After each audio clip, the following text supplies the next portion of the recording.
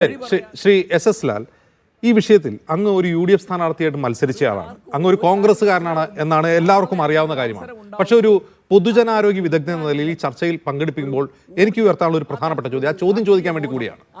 പ്രതിപക്ഷം ഈ ആരോഗ്യ മേഖലയിൽ, ആരോഗ്യ വകുപ്പിലെ വീഴ്ചകളെ ചൂണ്ടിക്കാട്ടുന്നുണ്ട്, അതിനെ ക്രിട്ടിസൈസ് ചെയ്യുന്നുണ്ട്, മന്ത്രിയെ വിമർശിക്കുന്നുണ്ട്. പക്ഷേ ആരോഗ്യ മേഖല അപ്പാട് ICUയിൽ നമ്മൾ നമ്പർ 1 ഒന്നുമല്ല, ലോകം പുകഴ്ത്തുന്ന ഒരു ആരോഗ്യ മാതൃകയൊന്നും അല്ല നമ്മുടെ ഇത് എന്ന് പറയുന്നത് അത് സർക്കാർ വിമർശനമാണോ? അതല്ല കഴിഞ്ഞ പതിറ്റാണ്ടുകളായി കേരളം കൈവരിച്ച നേട്ടത്തെ കൊഞ്ഞനം കുത്തലാണോ? ഇത് ആദ്യമായിട്ട് ഞാൻ പറയട്ടെ, ഞാൻ പ്രാഥമികമായിട്ട് ഡോക്ടറാണ്, UDF-കാരൻ തന്നെയാണ്, കോൺഗ്രസ്സുകാരൻ തന്നെയാണ്, സ്ഥാനാർത്ഥിയായിരുന്നു. പക്ഷേ എനിക്ക് എൻ്റെ അറിവിൽ ഇതുവരെ UDF രോഗമായിട്ടോ LDF രോഗമായിട്ടോ അല്ലെ UDF രോഗാണുമായിട്ടോ BJP രോഗാണുമായിട്ടോ ഒന്നും ആരും വന്നിട്ടില്ല. ഒരപകടം UDF അപകടം BJP അപകടമല്ല, ഇത് മനുഷ്യരുടെ പ്രശ്നമാണ്. ഇപ്പോൾ കാരശ്ശേരി മാഷ് പറഞ്ഞ് മെറിറ്റിൽ കാണുമെന്ന്, മെറിറ്റിൽ കണ്ടാണ് രാജു നായർ സംസാരിച്ചത്. ഇത് ഒരു പ്രശ്നം വരുമ്പോഴത്തേക്ക് ആശുപത്രിയിൽ ഇപ്പോൾ രാജു നായർ പറഞ്ഞതിനേക്കാൾ എത്രയോ ഇരട്ടിയാണ് നമ്മുടെ ഡോക്ടർ ഹാരിഷ് പറഞ്ഞത്. അപ്പോൾ അവരവരെ പാർട്ടിക്കാർ പറയുമ്പോൾ പ്രശ്നമില്ല. ഞാൻ ചോദിക്കട്ടെ, പ്രതിപക്ഷത്തിൻ്റെ ധർമ്മം എന്താണ്? ഈ മന്ത്രിക്ക് പിടിച്ചൊരു അവാർഡ് കൊടുക്കാൻ റെക്കമെൻഡ് ചെയ്യണോ വേണ്ടത്? പല മന്ത്രിമാരും അവാർഡ് ചോദിച്ച് വാങ്ങിച്ചിട്ട് എനിക്കറിയാം, ഞാൻ അമേരിക്കയിലുണ്ടായിരുന്ന ആളാണ്. ഞാൻ പറഞ്ഞത് മനുഷ്യൻ്റെ പ്രശ്നമാണ്. ഞാൻ അതുകൊണ്ടാണ് ചോദിച്ചത്, കേരളത്തിലെ എല്ലാ ആശുപത്രികളും നല്ലതല്ലാന്ന് എനിക്കറിയാം.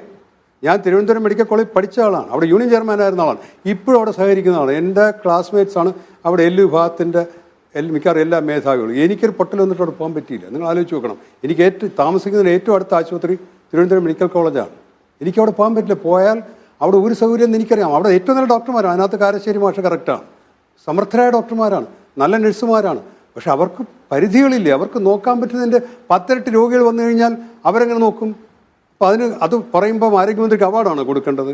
ഞാൻ ഒരു കാര്യം കൂടി ചോദിക്കാം, ഇപ്പം ചോദിക്കേണ്ടി വരുന്നതിൽ ദുഃഖമുണ്ട്.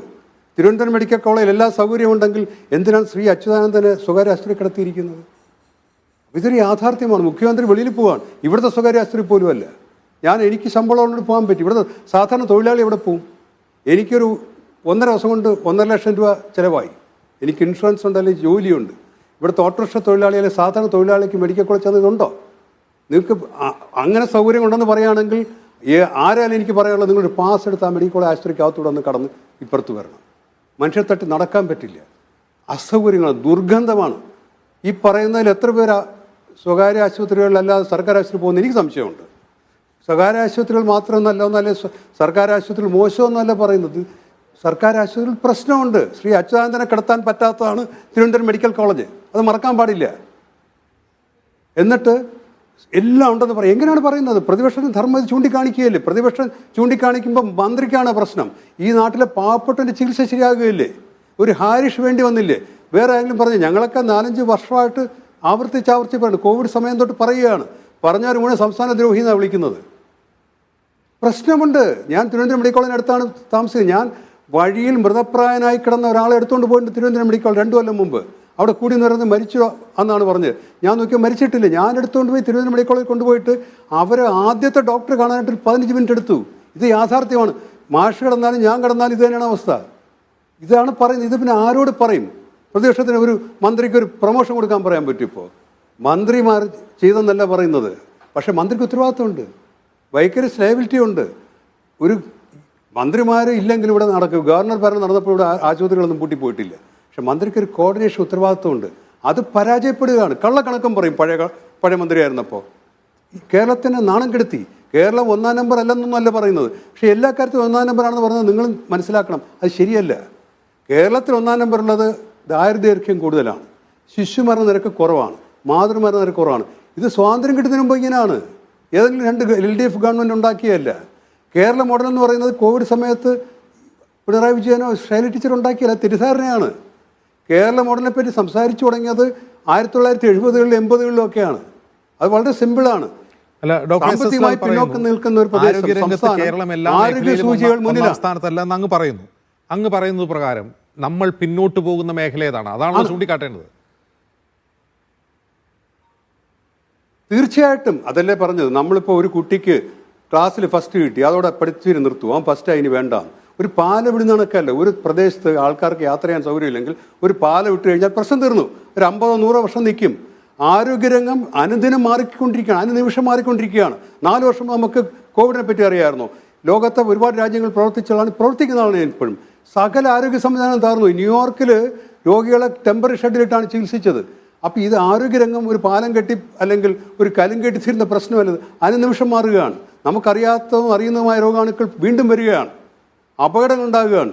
കേരളം ഞാനീ പറഞ്ഞ 3 കാര്യങ്ങൾ അല്ലെങ്കിൽ ചില കാര്യങ്ങൾ മുന്നിലാണ്. അത് പണ്ടേ ഉള്ളതാണ്. കേരളത്തിൽ വൃത്തിയുള്ളതുകൊണ്ടാണ്, അമ്മമാർക്ക് വിദ്യാഭ്യാസം ഉള്ളതുകൊണ്ടാണ്, ഈ സ്ത്രീകൾക്ക് സാക്ഷരത ഉള്ളതുകൊണ്ടാണ് വീടുകളിൽ വൃത്തിയുള്ളത്. ഞാൻ മഹാരാഷ്ട്രയിൽ കണ്ടിട്ടുണ്ട്, സ്ലമ്മിൽ കുട്ടികൾ മലത്തിലാണ് കളിക്കുന്നത്. ഇവിടെ നമ്മുടെ കയ്യിൽ നിന്ന് ഒരു ബിസ്ക്കറ്റ് താഴെ വീണ് കഴിഞ്ഞാൽ അമ്മ എടുത്ത് ജനലിൽ കൂടെ കളയും. ഇതാണ് കേരളത്തിൻ്റെ വ്യത്യാസം. 41 നദികളുണ്ട്, കുടിക്കാൻ നല്ല വെള്ളമുണ്ട്. അപ്പോൾ അത് ഏതെങ്കിലും സർക്കാർ സ്ഥാപിച്ചാണോ? ഇവിടുത്തെ പ്രകൃതി കാലാവസ്ഥ സർക്കാർ സ്ഥാപിച്ചാണോ? ഇതെല്ലാം സർക്കാരാണെങ്കിൽ പിന്നെ ഈ മന്ത്രിമാരെല്ലാം കൂടി ബീഹാറിൽ വെച്ചാൽ ബീഹാർ അങ്ങ് ശരിയാവൂലേ?